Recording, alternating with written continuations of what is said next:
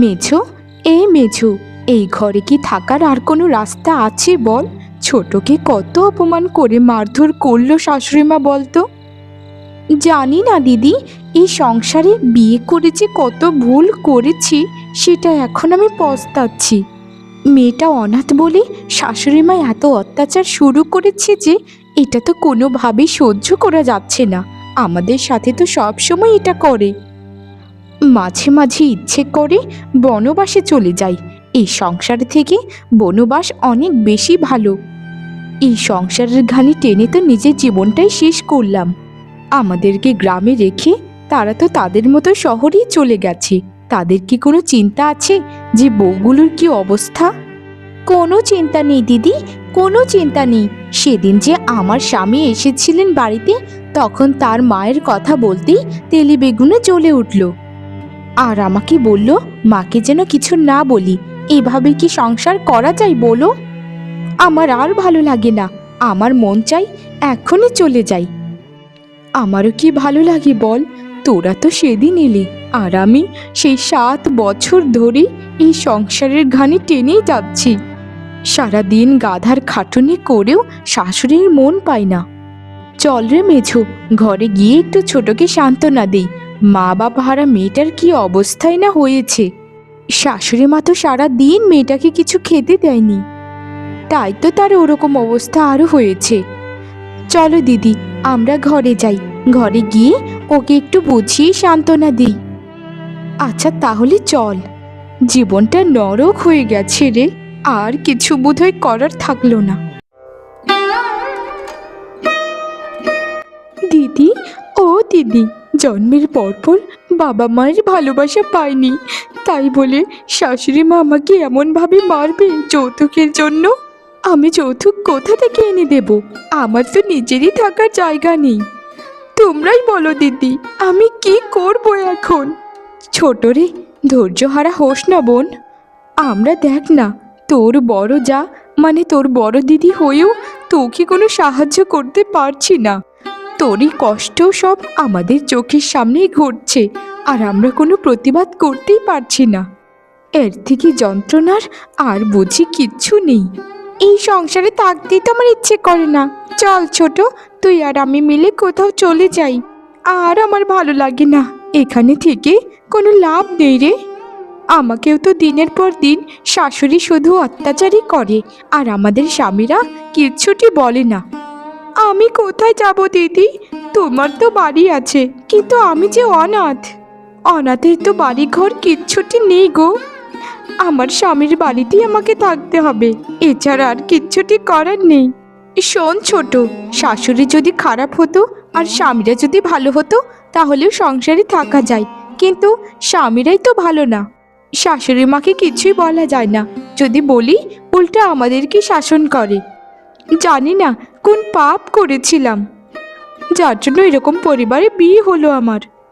কিন্তু দিদি, আমাকে তো উনি ভালোবেসে বিয়ে করেছিলেন, কত স্বপ্নই না দেখিয়েছিলেন, কিন্তু কি জানতো এরকম মিথ্যে বলে আমাকে এখানে ফাঁসিয়ে দিয়ে শহরে চলে যাবে। আমি বিধাতার কাছে সব কিছুই রেখে দিয়েছি, তিনি একদিনের বিচার করবেন। সকালে যে তোর বিচারটা করলাম সেটাকে ভুলে গিয়েছিস যে বিধাতার কাছে এখন আমার বিচার দিচ্ছিস? ওরে হতচ্ছাড়ি রে, তোর লাগাম না দিনকে দিন বেড়েই চলেছে। তোর এই লাগাম টেনে ধরা আমার সামর্থ্য নেই বাপু। আমার সোনা পানা ছেলেটা আসুক, আসলে তোর একটা ভিত আমি করব। তোকে যদি ঘাড় ধাক্কা দিয়ে বাড়ি থেকে না তাড়িয়েছি তো আমার নামও সরলা দেবী নয়। কি ভেবেছিস তুই? হ্যাঁ, কি ভেবেছিস যে তুই আমার বাড়িতে থেকে আমাকে অভিশাপ দিয়ে তুই ভালো থাকতে পারবি? মা, কেন শুধু শুধু অনাথ মেয়েটার উপর অত্যাচার করছেন বলুন? আপনি কেনই বা ওর কাছে যৌতুক চাইছেন? ও যৌতুক কোথা থেকে এনে দেবে? তার তো নিজেরই খাবার দাবার থাকার কোনো জায়গা নেই। দয়া করে মেয়েটাকে মুক্তি দিন মা। আর কত বলুন, আর কত? ওর বয়সই বা কি হয়েছে? এত অত্যাচার করার বয়স কি এখন তার আছে বলুন? ওরে বাবা রে বাবা, মনে হচ্ছে যেন মায়া ভালোবাসা উতলে পড়ছে। তা তোর যখন এত মায়া দয়া লাগে তা তুই এনে দে না রে। শোন বড় বউ, কালকে সকাল হতেই তোর বাপের বাড়ি থেকে মোটা অঙ্কের যৌতুক এনে দিবি। মা, আপনি এগুলো একদম ঠিক করছেন না। আমরা আপনার বউ, আমরা কোনো শত্রু নই যে আপনি আমাদের সাথে শত্রুতামি করবেন। আর আপনাদের ছেলেরা আমাদেরকে কোনো যৌতুক নিয়ে বিয়ে করেনি, তাই কেন এখন যৌতুক আমরা দিতে যাব বলুন তো?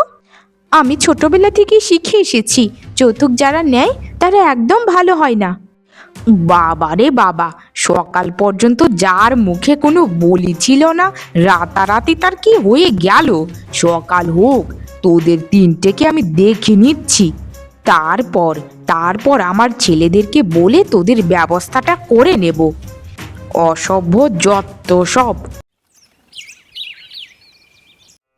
বড় বউ, মেজ বউ, ছোট বউ, তোমাদের কি ওঠার এখনো সময় হয়নি? সকাল গড়িয়ে দুপুর হতে চললো, সেটা কি তোমরা ভুলে গেছো নাকি? ভালোই ভালোই উঠে পড়ো বলছি। ওগো, কে কোথায় আছো গো? দেখে যাও, এসে দেখে যাও, আমার ঘরের তিন দস্যি বইয়ের কাণ্ড দেখে যাও। অসভ্যের মতো বেলা দুপুর গড়িয়ে ঘুমায়, আর কোনো কাজকর্ম করে না। আমার মতো বৃদ্ধ একটা মানুষকে সারাটা দিন কাটায় আর কষ্ট দেয়। এই তো মা, এই তো আমরা উঠে পড়েছি। কি হলো মা, এভাবে চিল্লাপাল্লা কেন করছেন বলুন তো? মানুষ শুনলে কি বলবে? মনে হবে আমরা কিছু করেছি আপনার সাথে। ওরে বাবা রে বাবা, কি করিসনি সেটাই আগে বল। উঠেছিস তো সেই বেলা দুপুর গড়িয়ে, আবার বড় বড় কথা বলছিস। আমার তো মনে হচ্ছে তোরা কোনো যুক্তি করেছিস তিনজন মিলে। তাড়াতাড়ি বল বলছি, তোরা কি যুক্তি করেছিস? আমার ছেলেদেরকে আমি আজকেই খবর পাঠাবো। এইসব কি বলছেন মা? আমরা আবার কি যুক্তি করব? আপনি আমার শাশুড়ি, আর আপনি আমাদের মায়ের মতো। আমরা আপনার সাথে এরকমটা কেন করব বলুন তো? এরকমটা কখনোই বলবেন না মা। আমরা আপনার সাথে কিচ্ছুটি করতে পারি বলুন? আমরা তো সবসময় ভালো বৌমা হয়েই থাকতে চাই, কিন্তু আপনার এরকম ব্যবহারের জন্যই হয়ে ওঠে না। বাবা বাবা বাবা, মেয়ের কথা শোনো। তা শোন, তোদেরকে বলেছিলাম না যে সকালে উঠে বাপের বাড়ি থেকে যৌতুক আনতে? আজ তিনজনই বাপের বাড়ি গিয়ে যৌতুক নিয়ে আয়, বুঝেছিস? যেন আমি বাড়িটাকে ভেঙে একটা দালান বানাতে পারি। আমাদের টাকার অনেক দরকার আছে, তোদের দরকার নাও থাকতে পারে, কিন্তু এটাই আমার ছেলেদের আদেশ। মা, টাকা কি হাতের মোয়া যে বলতেই চলে আসবে? আমি টাকা কোথা থেকে আনবো বলুন? আমার তো ভিটে বাড়ি, মা বাবা কেউ নেই। আমার তো কোনো আত্মীয় স্বজনও নেই যে তাদের কাছে গিয়ে টাকা চাইবো। আমাকে ক্ষমা করুন মা, আমি বিয়ের শুরু দিন থেকেই বলে আসছি আমি কোনো যৌতুক আনতে পারবো না। যৌতুক যখন আনতেই পারবি না, তাহলে আজকেই এই মুহূর্তেই তুই বাড়ি ছেড়ে বের হয়ে যা। কোনোদিন যেন তোকে এই বাড়ির আঙিনাতেও না দেখি। যদি দেখেছি তো তোকে লাথি মেরে আবারও তাড়িয়ে দেব। মা, ছোটোর সাথে আপনি যে আচরণ করে আসছেন, এগুলো কিন্তু আর সহ্য করা যাচ্ছে না। ছোট যখন এ বাড়িতে থাকবেই না, তাহলে আমরাও দুজন থাকবো না। আপনার এই ঘর সংসার নিয়ে আপনিই পড়ে থাকুন, আর আপনাদের ছেলেদেরকে আরও একটা বিয়ে করিয়ে দেবেন, তিনজনকে তিনটে বিয়ে করাবেন। যদি পারেন তাহলে তিনজনকে 9টা বিয়ে করাবেন, যেন সবার বাড়ি থেকে মোটা অঙ্কের যৌতুক আনতে পারে। তোদের মতো ভিখারির বাড়ির মেয়ে তো আমার ছেলেদের জন্য আনবো না, বুঝেছিস? অন্তত নামি দামি টাকা পয়সা ওলা মেয়েদেরকে আমার বাড়ির বউ বানাবো। এক্ষুনি তোরা তিনজনই বাড়ি থেকে বের হয়ে যা। আর কোনো দিন আমার বাড়িতে তোরা আসবি না। আমার ছেলেদেরকে আমি যা বলার বলে দেব।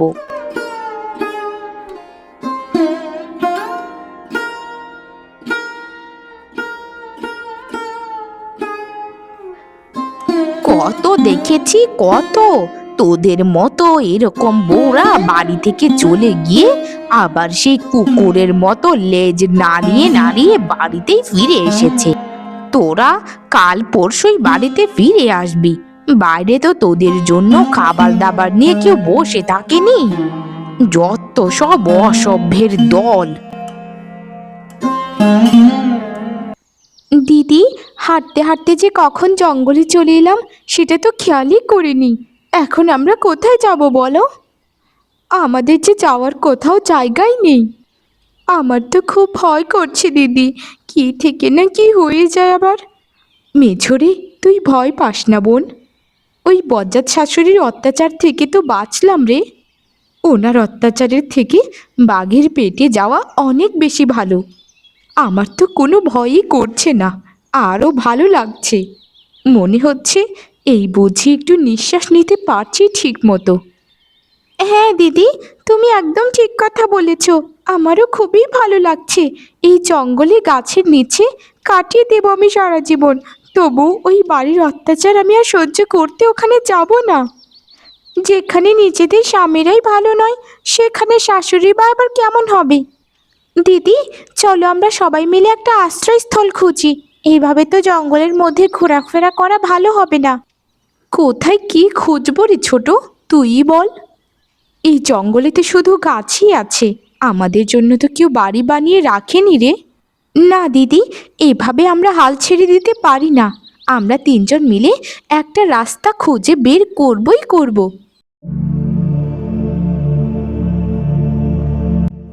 আরে, এটা একটা গুহা দেখা যাচ্ছে না মেঝো ছোট? এটা আবার কার গুহা? আমরা তো এইখানে অনেকক্ষণ ধরে দাঁড়িয়ে কথা বলছি, আমি তো খেয়ালই করিনি। এই গুহার ভেতরে কি আছে বলতো? আমি কি করে জানবো বলো তো দিদি? আমি তো গুহা আগে কখনো কোনো দিনই দেখিনি। এই তো জীবনের প্রথমবার গুহা দেখছি। চলো দিদি, আমরা তিনজন মিলে গুহার ভেতরে গিয়ে দেখি যে কি আছে। গুহার ভেতরে তো চলে এলাম রে, কিন্তু এটা যদি কোনো ভূতপ্রেত দৈত্যী দানবের গুহা হয়ে থাকে তাহলে তো আমাদেরকে মেরেই ফেলবে। আমার তো কিচ্ছুই ভালো লাগছে না যতক্ষণ না জানছি যে এটা কার গুহা। দিদি, দৈত্যী দানবের যদি গুহা হতো তাহলে কঙ্কাল তো অবশ্যই পড়ে থাকতো, কিন্তু এখানে তো সব কিছুই পরিষ্কার। আমার মনে হচ্ছে এই জায়গাটা খুব বেশি খারাপ নয়। ভালোও হতে পারে আবার খারাপও হতে পারে, আমি নিশ্চিত করে কিচ্ছুটি বলতেও পারবো না। দিদি, তোমরা আছো তোমাদের চিন্তা নিয়ে, কিন্তু আমার যে খুবই খিদে পেয়েছে। খাবার কোথা থেকে আনি বলো তো? ভালো লাগছে না কিচ্ছু, গতকাল থেকে কিচ্ছুটি খাইনি। এখন পর্যন্ত উপবাস রয়েছি, এভাবে কি আর থাকা যায় বলো? ক্ষমা করে দিস ছোট, আমি সত্যিই ভুলে গিয়েছিলাম যে তুই গতকাল থেকে কিচ্ছুটি খাসনি। না না, এভাবে বসে থাকলে হবে না। আর এই গুহায় যদি থাকতেও পারি, কিন্তু খাবারের ব্যবস্থা তো আমাদের করতেই হবে। এভাবে তো আর চলা যাবে না। হ্যাঁ দিদি, চলো তাহলে আমরা এক্ষুনি খাবারের খোঁজে বেরিয়ে পড়ি। আর বেশিক্ষণ থাকতে পারবো না দিদি, আমার যে শরীরটা খুব দুর্বল হয়ে যাচ্ছে। আচ্ছা তাহলে তাই চল। আমাদের জীবনটা নাটকের থেকেও নাটকীয়, না জানি আরো কত কিছু করতে হবে। তবে আমরা হার মানব না, আমরা যখন এসেই পড়েছি আর ওখানে ফিরবই না।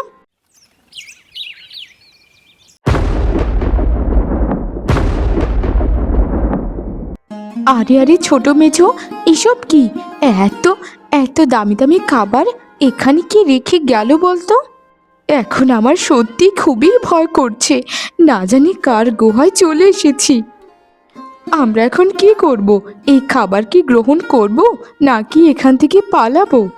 দিদি, ছোটবেলায় ঠাম্মের কাছ থেকে গল্প শুনতাম যে একটা রাক্ষস নাকি আছে যে খাবার খাইয়ে মানুষকে মোটা তাজা করে তারপর গিলে খায়। ওরকমই কিছু একটা হবে হয়তো।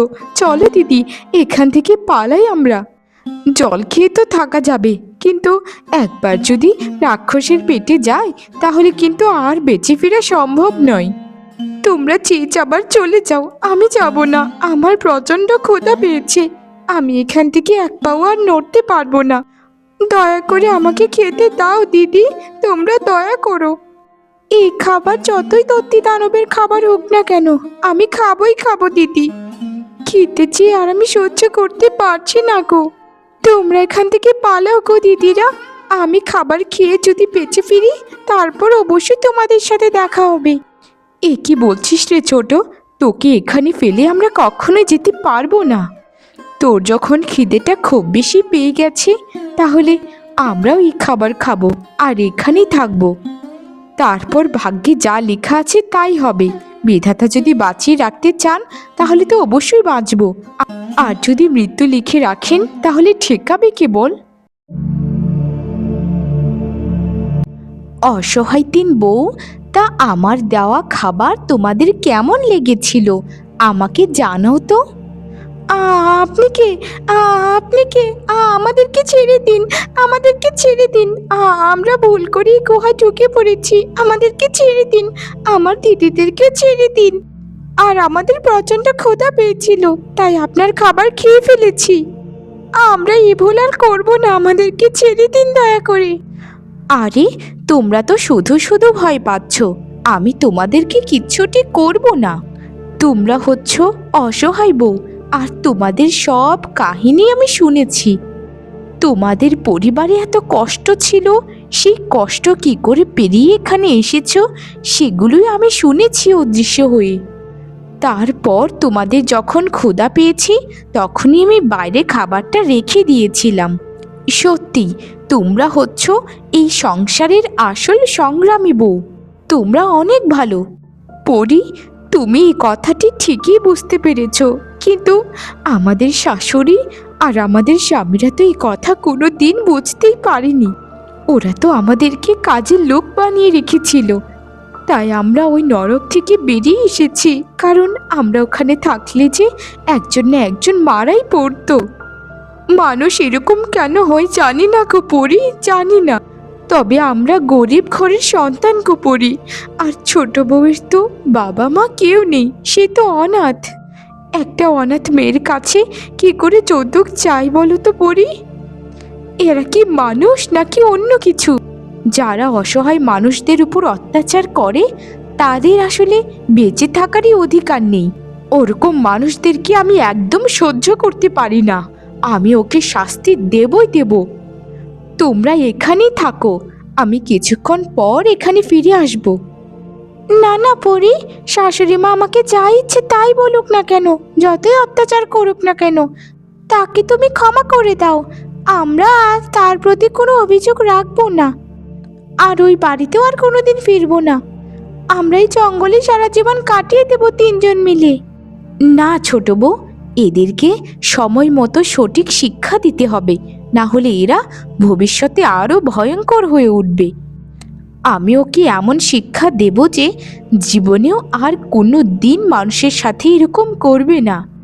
তার নিজের অবস্থানটা শুধু বোঝাবো। আমি আসি তাহলে। ওরে বাবা রে বাবা, এটা কি দৈত্যী দানব নাকি কোনো প্রেতাত্মা? ওরে বাবা রে বাবা, বাঁচাও রে বাঁচাও আমাকে। এটা আবার কে রে আমার বাড়িতে?